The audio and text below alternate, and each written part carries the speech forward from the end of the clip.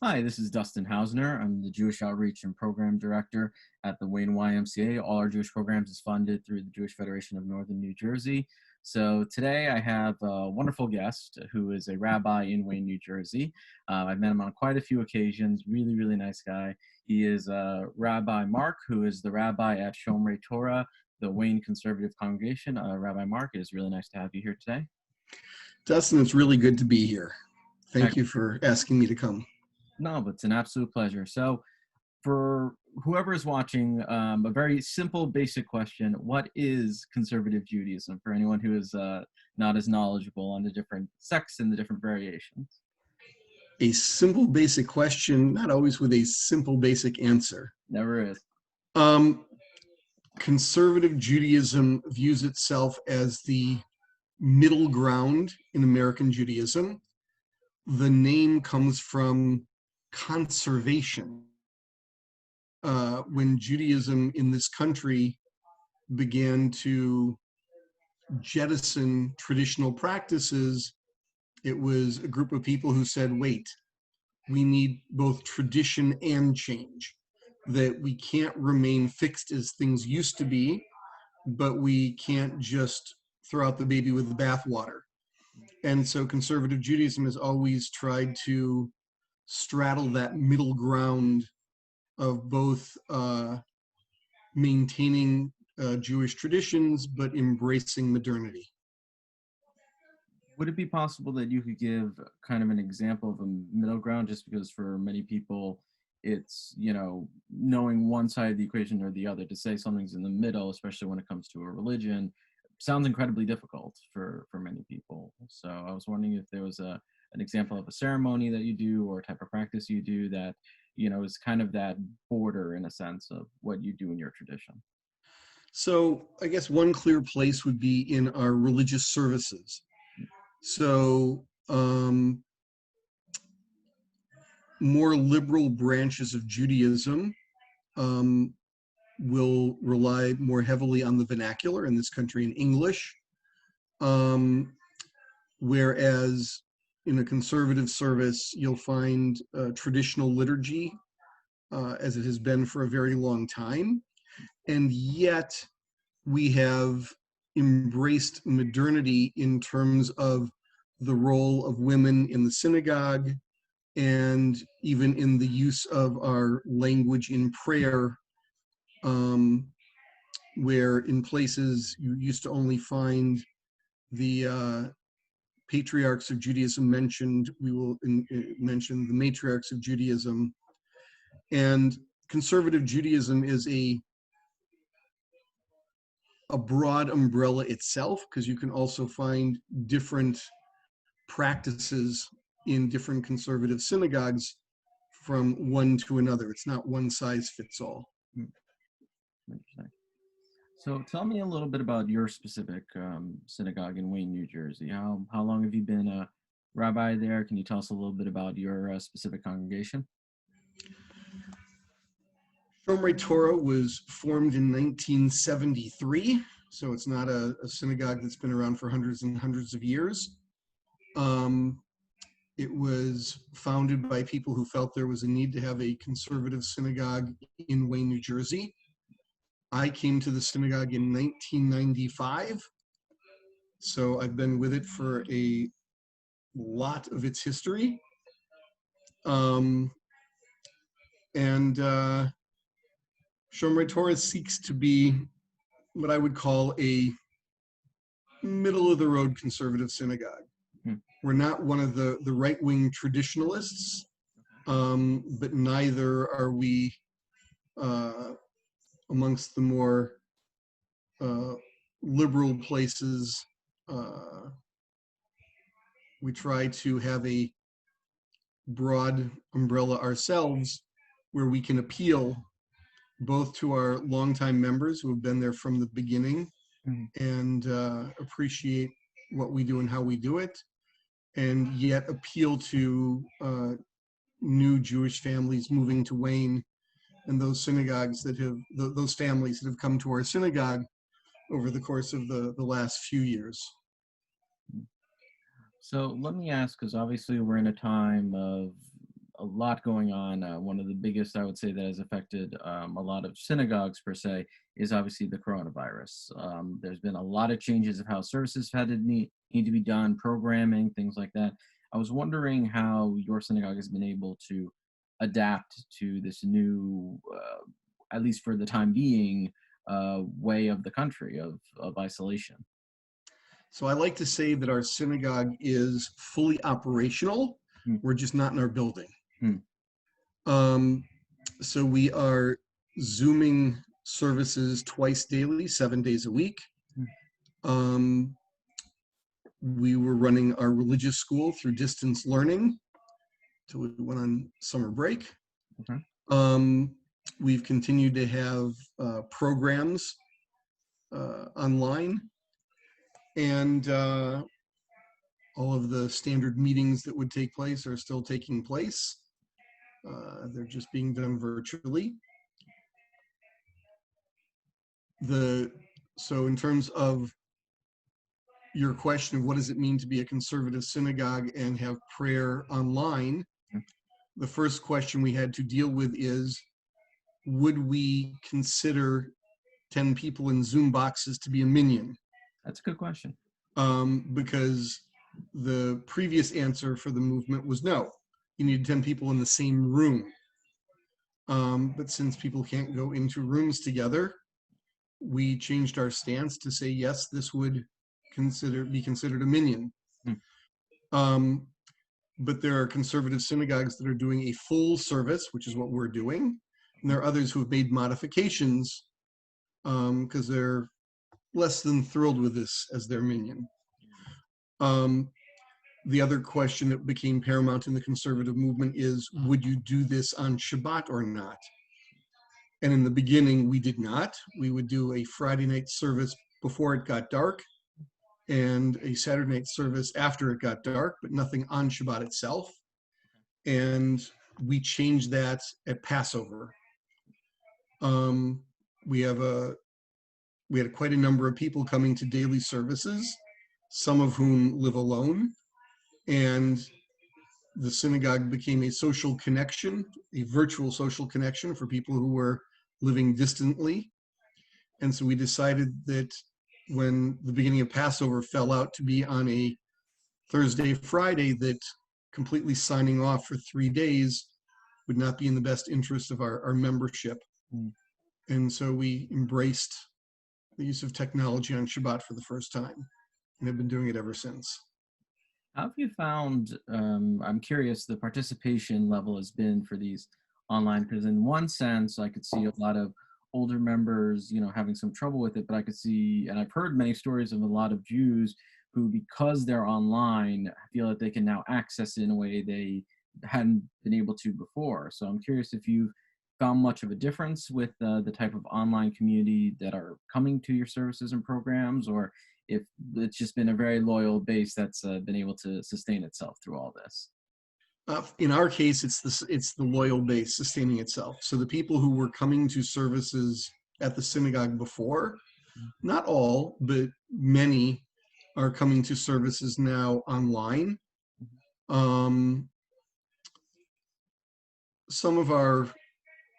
We had Shabbos regulars who were well into their 90s, most of whom are not Zooming with us. But members in their 70s, 80s, into their 90s are joining us for Zoom services and participating. But for the most part, it's the people who were coming before who are still coming. I guess the difference is that they're coming more often, right? So people who would, come to daily minyan are now showing up twice daily. Oh, wow. To be a part of what's going on. We're having more participants in adult education now than we did before. That's great. Right? It's easy. They can just flip on their computer and join in. And so that part's been good. Is there any specific programming? Because again, I know different shuls do their different services. Some do different types of adult program. Is there any type of programming that you have that maybe you think people outside of the people who use the program are maybe not as knowledgeable about, or a program that you think is particularly something that people should be aware of?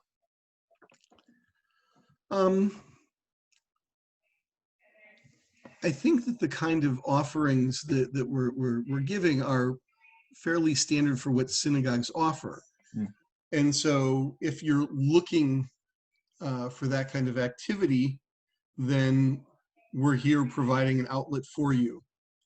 I don't know that there's anything in particular that we're doing that would appeal to somebody who doesn't particularly like services and education and synagogue programming in the first place.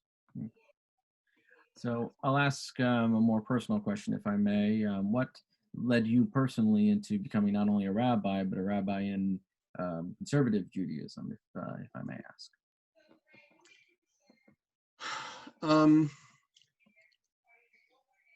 I grew up in the Reform movement in a non-observant household, but with parents who felt that they had an obligation to give us a good Jewish education so that we could know what it is that Jews do, even if we didn't do it at home, and could make our own choices. And that included Hebrew school, but it also included Jewish summer camp. And I fell in love with Judaism through the informal Jewish education. It wasn't so much that services and Hebrew school changed my life, but Jewish youth groups and Jewish summer camps did. And the more I spent time, especially at summer camp, the more my Jewish involvement grew. My parents, by the time I was in high school, used to laugh that I was a summertime Jew. That in the summer I was, observing Shabbat, keeping kosher, putting on talis and tefillin, and then returning to my regular life when I came home. But how long I hung on to it seemed to grow every year. And when I was in high school, I said to my parents, if you're willing to have Shabbos dinner, I'm willing to not go out on Friday nights. And so we started having Shabbos dinner when I was in high school. Wow. And college, I sort of found to be, the Hillel experience to be like camp in a different setting. So again, the idea of doing Jewish activities in an informal setting, I found very appealing. And I was pre-med when I started college. Okay. But discovered the courses I was most enjoying were psychology, philosophy, and religion. And I ended up deciding that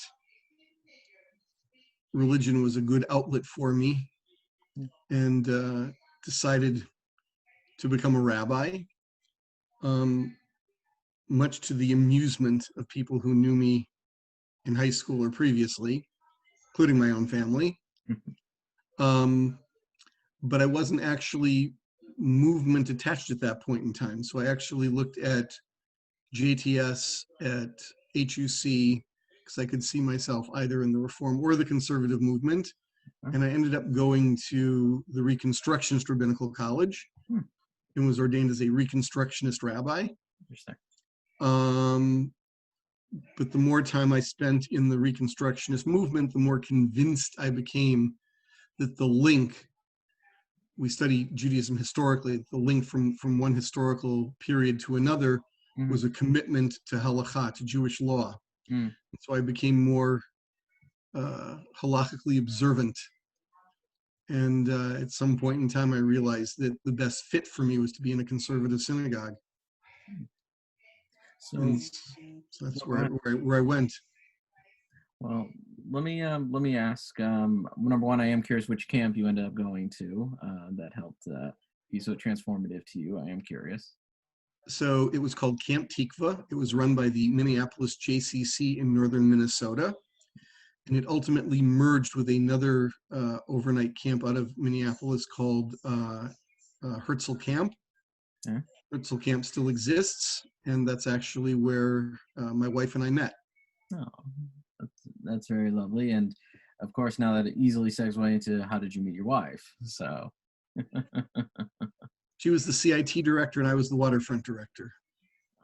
We spent a lot of time together. that's very sweet. I actually know quite a number of people who've met at Jewish summer camp, and that's how they came together. So how many years, may I ask? We were married back in 1984. So Mazel Tov, quite a few years, so that's wonderful. And I will selfishly, now that you mentioned that you studied in a Reconstructionist program, I will selfishly have to ask you, because I've actually had a lot of trouble getting a straight answer on this. What exactly is Reconstructionist Judaism? And I don't mean that in a funny way, but I feel like it's a term I've heard a lot more and more of, but I can't find a specific definition, if that makes sense. So they've changed their name. They are now Reconstructing Judaism. Okay. And the idea behind it is that, as more in the words of the founder Mordechai Kaplan, that Judaism is the evolving religious civilization of the Jewish people. In other words, Judaism changes and evolves and adapts to the time and the place where it finds itself. And so the Judaism that we're living today is not the same as the Judaism of the Middle Ages, which in turn is different from the Judaism of the time of the rabbis in Babylonia, which in turn is different from Judaism in the time of the temple in the land of Israel. Right? Judaism keeps evolving and changing. And that the term reconstructing is that you start out by looking at what Jewish tradition says, teaches, provides, and where it works, you live it. And where it's in conflict with modern ethics, values, morals, you try to find a way to reconstruct it so that it can work for you in today's day and age. So in very layman's terms, basically the idea of it is, work with what works for you, and if there's something that doesn't work for you, you can adjust it to whatever works for your life. Is that, I mean, that's a bit of a simplification, but...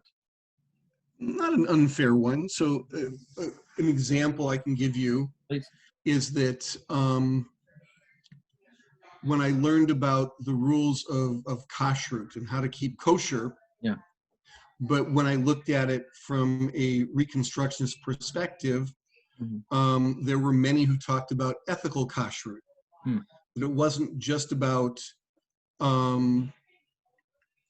following the rules, but trying to see the rules in a higher sense. Okay. And so there were those who argued that if you're going to follow an Ethicalkashrut, that you would elevate it to vegetarianism. Okay. That you would, look at not only what's produced, but how it's produced. Are the factories giving fair wages and health benefits to their employees? What kind of environmental impact does the factory have on the surrounding location? Right, trying to look at things in a deeper and in a way that wasn't part of the traditional understanding of kashrut. So let me ask straight out. So you grew up in this in a reform setting, not extremely traditional or as engaged as you said you were later on, obviously in the summer programs, and then you went to Hillel, which is of course a wonderful program. And over time, you made the conscious decision to want to go to Conservative Judaism. You believed in the laws. I'm curious if there's anything specific that, was it that you felt the laws had a much more stronger structure in it, and that's something you gravitated towards, or what? Was there anything particular that gravitated you towards the conservative? Which selfishly, I think you're a wonderful rabbi, and I'm glad you did. But you are one of the people who made the choice, whereas I think a number of rabbis sometimes grow through the program, whereas you really decided for yourself, and I'm very curious about that. For me, it was a theoretical construct. Okay. In other words, accepting and acknowledging that Judaism changes and evolves over time, what links us back to those earlier time periods? And the answers seem to be that in every age, it was people striving to live their life according to the teachings, as the rabbis understood them, of what God expects of us, what God wants from us. And so we can argue over how one modifies their understanding of Jewish law, but that without some kind of commitment to Jewish law, I didn't see an anchor that tied me back to all those earlier epochs and time periods in Jewish history. So for you, it was really discovering, when you look through the history, that the thing that kept the connection going, as you said, as times changed and people lived in different places and so forth, was sticking with those laws, those values. That was the thing that drove you to want to go into becoming a conservative rabbi. Yeah, like I find something powerful in the idea that when I engage in prayer, that there are Jews all over the world doing the same thing, and there are Jews throughout history who've engaged in the same thing. And that idea of both horizontal and vertical connection, I find very powerful. So this question will be kind of not a gotcha question, because it's not the way I would put it, but it's an interesting one. So in Judaism, we have a lot of different historical events. We have a lot of miracles. We have a lot of things. Some of it is how people have written and read about it versus things they've seen in movies like The Prince of Egypt, things like that. I'm curious, with Judaism, is there anything you feel has been a grave misunderstanding of what like the text says versus what we tend to do either in celebration or we think when it comes to Judaism?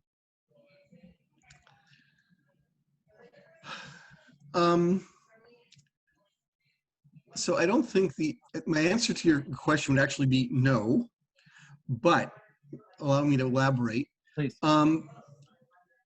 I think that in different times and in different places, we have chosen to interpret the text differently.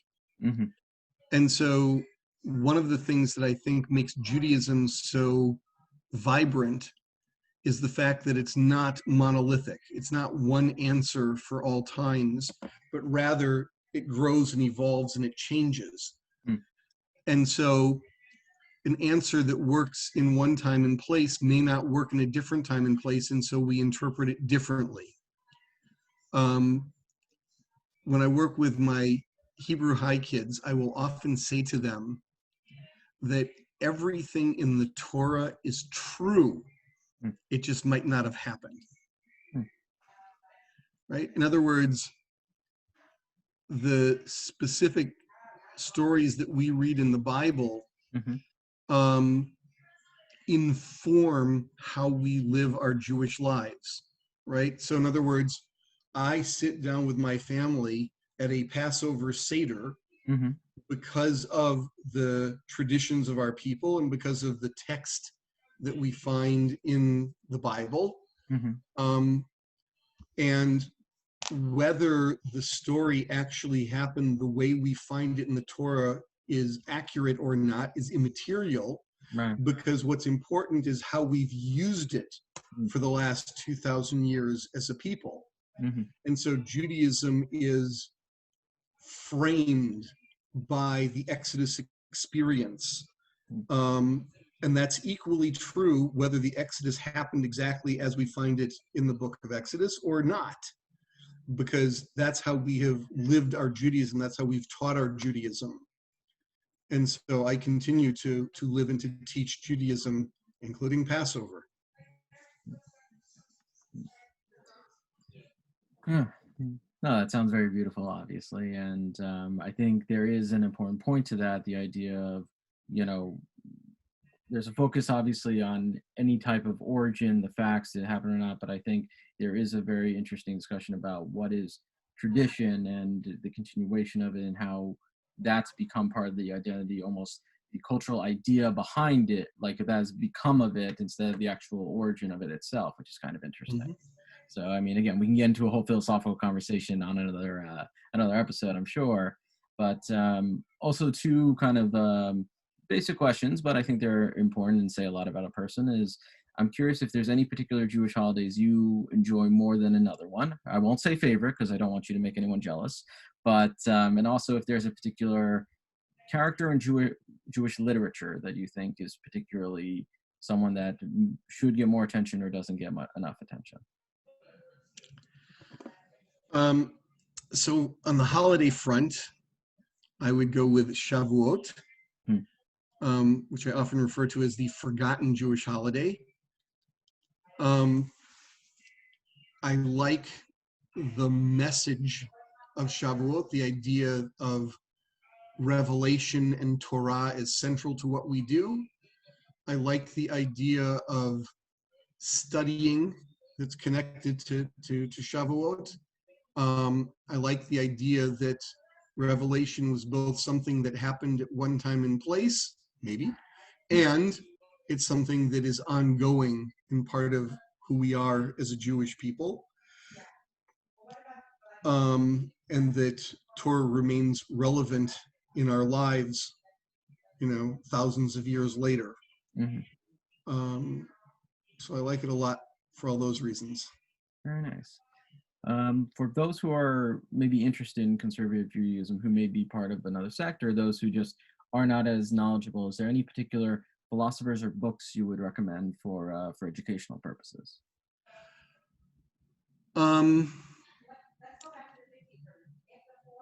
So there are a number of books that have been put out by United Synagogue of Conservative Judaism, or the Rabbinical Assembly, which will give one insight into the movement from the perspective of people of the movement. And so a lot of the different writers, philosophers, teachers of the movements of conservative Judaism had specific areas that they focused on, as opposed to necessarily teaching about conservative Judaism. But there's certainly a lot out there that one can read, and one can find resources online. If I were to, for myself, I'm a fan of the teachings of Rabbi Abraham Joshua Heschel. But again, his goal wasn't to teach about conservative Judaism. Rather, he taught about Judaism as a conservative Jew. So it's a slight distinction. There is, and obviously that's a very well-known name who I would recommend anyone to read the writings, of course. But for anyone who's watching this who may not be as familiar with your shul, or even someone who's been part of your shul for a very long time, with this interview, with this conversation, is there any type of takeaway you would want anyone to get of either coming to a service from your shul to your shul, or anything of that nature in these crazy times? Anything you think would it be important to let them know? My goal from the day I came to Wayne has been to help Shomrei Torah develop as a caring community.